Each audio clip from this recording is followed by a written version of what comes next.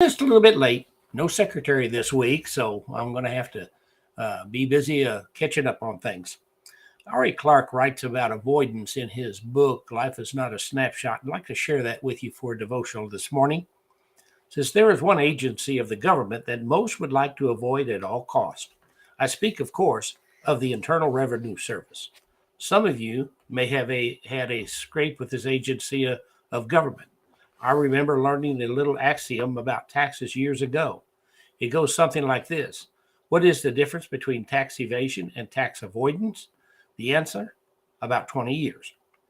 It is perfectly legal to avoid paying taxes. It is perfectly illegal to evade paying taxes, and the consequences of doing so is a paid vacation to the federal prison in Leavenworth or accommodations of similar quality. There is a parallel between taxes and evil. Now, before I hear a collective amen, let me explain. Though taxes seem evil, it may not, I'm not trying to make that connection. My focus is on the subject of avoidance. We cannot evade evil in this world, but we can avoid it. The wisest man in the world, Solomon, king of Israel, put it this way in these terms in Proverbs 4:14 through 15. Do not enter the path of the wicked, and do not walk in the way of evil. Avoid it. Do not travel on it. Turn away from it and pass on. Solomon did not declare that the path of wickedness or the way of evil should be barricaded.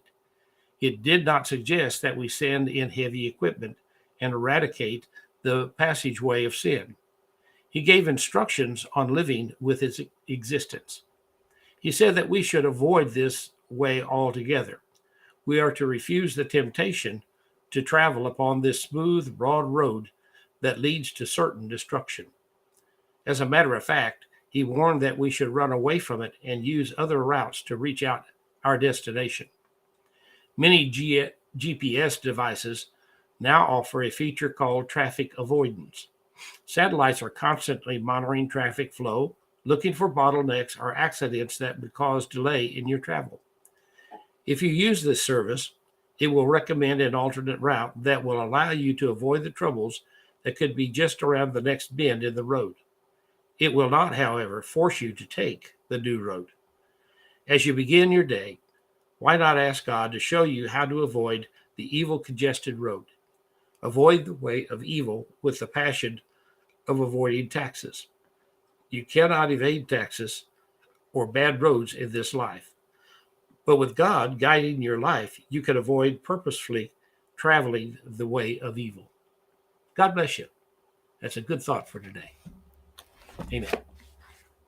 Talk to you tomorrow.